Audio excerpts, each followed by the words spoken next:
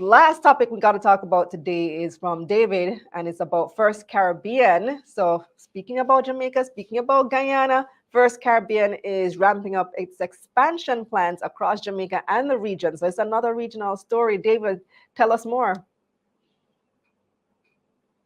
Well, for one particular fact, you know, Mark Hill, who is the current, First Caribbean CEO, he said that while Guyana is this hot market everybody's looking towards, he says they're relatively well banked. So if anybody says is First Caribbean looking to Guyana, you got in the response. But in terms of them focusing on the remaining 10 core markets, they're planning to go pretty hard in Jamaica. So, although Jamaica only makes up 8% of, the revenue and even 8% of total assets for First Caribbean, they're planning to go pretty hard in Jamaica going forward. So, they've approved a $25 million capital injection into the Jamaican subsidiary here, which is about 4 billion Jamaican dollars to facilitate that growth expansion. And how does that capital injection work? So, banks have particular requirements, and by giving them, or in this case, First Caribbean, the parent, giving its Jamaican subsidiary more capital, it allows them to be able to do potentially more loans and also, consider other forms of business that they probably wouldn't have considered without the capital injection. So that's on the Jamaican front, like I've been getting a lot of First Caribbean ads in recent times, and in respect to the remaining core markets, they're planning to open a branch in San Fernando, that's in Trinidad. They're kind of benefiting pretty well in Bahamas and Cayman, where US dollar rates are. And, they're still, looking to introduce new features to the rest of the markets. So one thing I got to appreciate, from the recent First Caribbean AGM was where they mentioned that in a couple of the markets, they have mobile check deposits. So, but some of the viewers are probably in, Europe or Canada or USA, you probably had mobile check deposits for years. And, a perspective I got to appreciate, and I hope Dr. Clark is probably watching this program still, is where the Chief Information Officer, Mr. Esan Peters, highlighted that in the markets where they're able to facilitate mobile check deposits, there is the option, that option in the legislation, there is the facilitation that allows for, exchange of images and other matters regarding the settlement of checks. So as a result, what ended up happening is that persons are able to just take their phone, take a picture of their check, sign and everything, and the money is processed and everything. Don't need to go in branch. So that's like kind of bit of the highlight, the high level perspective. And what we also seen, if you venture around Kingston or just, seeing the different First Caribbean branches that they've been rebranded to CIBC. So while, I'm still referring to First Caribbean as that name at the moment, one should appreciate that although they rebranded, it was only until the shareholder meeting on the prior Friday where the name change was approved by shareholders. So First Caribbean is now going to be called CIBC Caribbean Bank Limited. And Mark Sintil also mentioned that this will also facilitate them getting better deals. Because we know, for example, Bank of Nova Scotia in Canada, known with a trade name of Scotia Bank, is the same kind of brand that you see with Scotia here in Jamaica and throughout the rest of the region. First, well, CIBC, which is the parent company of First Caribbean International here in the region, they had this distinct separate brand here in the region that they tried to make growth on a standalone basis. And now with them, aligning themselves with their parent, it gives them a little more brand recognition and potential investor confidence of firms that want to do business with them. So in Jamaica, they're the sixth largest out of the 8 commercial banks, and they're planning to expand. We need to see how that will go in terms of potentially from the loan side or the retail side.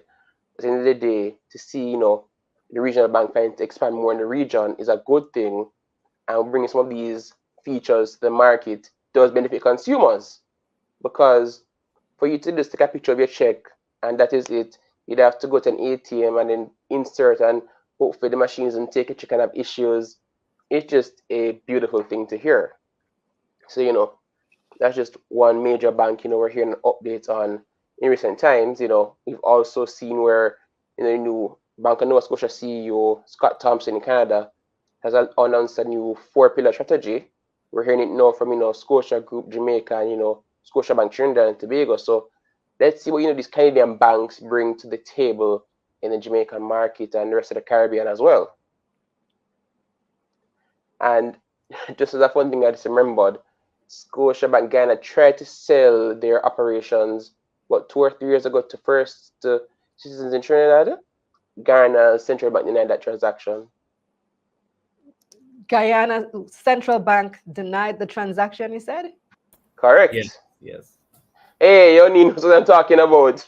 No, so like I remember seeing that transaction announced, and I'm like, wait, First Citizens isn't operating in Guyana. Like, how did the transaction just occur?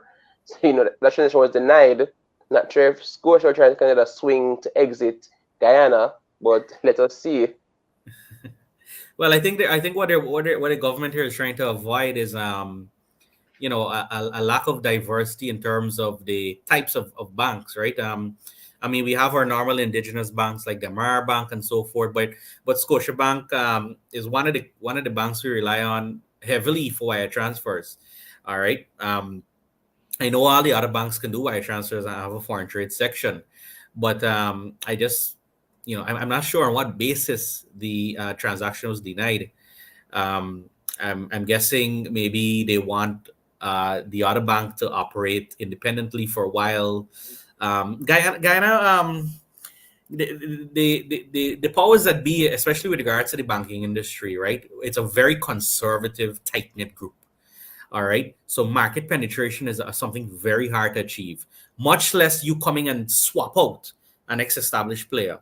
All right. So I think from that kind of angle or that kind of sentiment, the transaction was blocked. I know that seems like a very subjective analysis, and it might be, but in terms of something objective or whatever, if they put out something else, I'm not sure. But I can tell you firsthand that the banking sector here is very, very tight knit. And in fact, that's one of the things President Ali was trying to. He actually had a meeting with the Banking Association in January, I believe. He's quite upset with how things are working here in Guyana. Some of the hoops you got to go through to get a bank account are more than some of the regulatory or some of the is more than what compliance demands. All right. Sound very familiar. Yeah, I remember Kalila had a show regarding this where something with the references in Jamaica, they dropped that, right? Yeah. So I mean, the president is trying to break down some of those barriers, and then of course, when a new company comes in, that is something they got to try and do with market penetration. But to go straight to an acquisition of Scotiabank, I think sort of caught them off guard. All right. And I think maybe the association had a role to play. Of course, I can't comment on that. All that is alleged, right? So, yeah.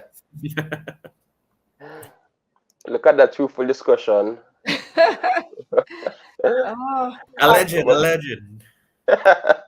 But before we finish up, Kalila, it's end of quarter again. For persons who don't remember, this Friday and Monday are public holidays, so those are no trading days.